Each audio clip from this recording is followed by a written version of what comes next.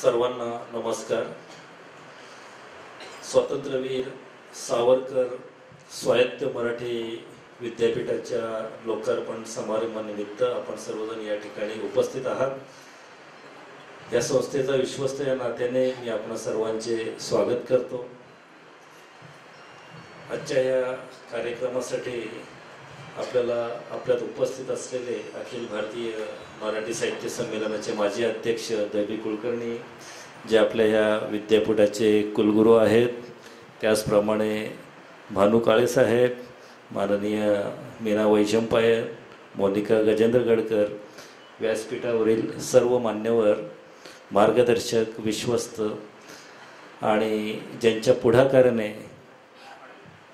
हे विद्यापीठ बनलं आहे ते आमचे सर्वांचे आदरणीय श्याम जोशी सर. गेली 10-12 वर्ष सरांचं एक स्वप्न होतं का मराठी भाषेसाठी काहीतरी एक भरीव अशी कामगिरी आपल्याकडनं झाली पाहिजे. ग्रंथसखा वाचनालयाच्या माध्यमातून वाचन संस्कृती वाढवण्याचं काम गेले अनेक वर्ष सरांच्या माध्यमातून होत आहे आणि त्याच्याच कामाची दखल घेऊन ठाणे येथे अखिल भारतीय मराठी साहित्य संमेलनात सरांचा एक विशेष सत्कार मुख्यमंत्र्यांच्या हस्ते झाला. वाचन संस्कृती वाढवण्याचा बद्दल महाराष्ट्रातनं एक पहिला सत्कार त्यांचा त्यावेळेला झाला. त्यानंतर सरांनी एक स्वप्न बघितलं की कुठेतरी स्वायत्त विद्यापीठ झालं पाहिजे, मराठीसाठी एक व्यापक स्वरूपाचं संशोधन केंद्र झालं पाहिजे. आम्ही सरांच्या सोबत होतो, परंतु आम्हाला थोडंसं वेडेपणा वाटत होता. हे काय सरांच्या डोक्यात चाललेलं आहे ते आम्हाला एक लक्षात येत नव्हतं. म्हटलं लायब्ररी सुरू आहे, लायब्ररी सुद्धा एक घाट्यात सुरू होती. आम्ही सरांना वेळोवेळी आग्रह करत होतो की आपण शासनाकडनं अनुदान घेऊया. अतिशय चांगल्या पद्धतीने जवळजवळ त्यावेळेला 1 लाख पुस्तकं लायब्ररीत होती. आज 2 लाख पुस्तकं स्वायत्त विद्यापीठात वेगळी आहेत, जी फक्त संदर्भ ग्रंथ म्हणून त्या ठिकाणी त्यांचा उपयोग होणार आहे.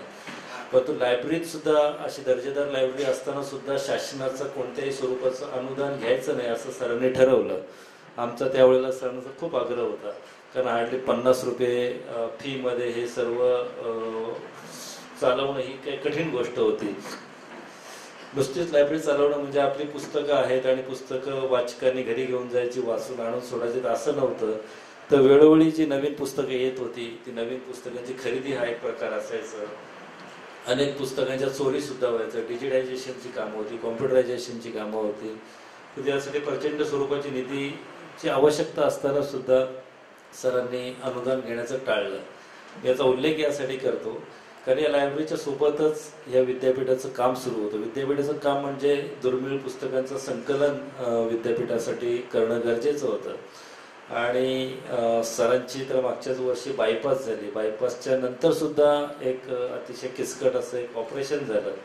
हे असताना सुद्धा सरांना आम्ही सांगितलं की तुम्ही आता आराम करा, तुम्ही जास्त दगदग करू नका. परंतु ह्या कामासाठी पुस्तकांच्या संकलनासाठी त्यांना वेळोवेळी नागपूर, नाशिक, बडोदा अशा वेगवेगळ्या ठिकाणी जावं लागत होतं. मी सुद्धा अनेक वेळा सरांच्या सोबत गेलो, पुण्या किंवा इतर ठिकाणी. तर हे जे संकलन केलं दुर्मिळ पुस्तकांचं, ते करत असताना मी तर म्हणजे वेडा झालो की हे कशा प्रकारे संकलन होतं. तर ते सर कुठेही गेले की ते सगळे म्हणजे वेगवेगळ्या ठिकाणचे रद्दीवाले सरांचे मित्र असायचे आणि ते रद्दीवाला ते खुश करायचे. प्रत्येक जण आता आपण कुठे सरकारी ऑफिसेसमध्ये गेलो तर तिथले पिऊन किंवा इतर जे गोष्ट असतात किंवा PA लोक असतात त्यांना जसे खुश करतो तसे सर कुठेही गेले, काम असो नसो, त्या रद्दीवाल्याला सर असेच खुशीत पैसे वगैरे द्यायचे. कुठलं काय चांगलं पुस्तक आलं तर आम्हाला कळव. तर कुठेही असं नवीन पुस्तक किंवा काय आलं तर ते रद्दीवाल्याला काही एवढं माहिती नसायचं की अशा प्रकारचं पुस्तकाचं काय महत्व.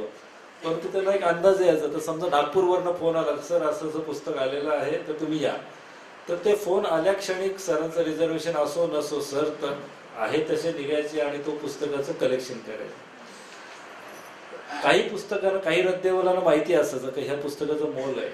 तर काही एकदा तर आम्ही बसलो असताना सर एक असंच एक जीर्ण झालेलं पुस्तक घेऊन आलं. तर ते पुस्तकाची किती किंमत मला जर कोणी फुकट दिलं असतं तरी तुम्ही कोणी आपण घेतलं नसतं. तर सरांनी त्या पुस्तकाचे जवळजवळ 6-7 हजार रुपये देऊन तो पुस्तक त्यावेळेला तो विकत आणलेला होता. ते सगळं करत असताना आम्हाला वाटायचं हे सगळं वेडेपणाची लक्षणं आहेत. म्हणजे खाली पैसे किती खर्च करायचा हा एक मुद्दा होता. का सतत तिथे फर्निचर तोडफोड वेगवेगळ्या आयडियाज ते करत होतं, पण त्याचा एक सत्यात रूपांतर होत आहे.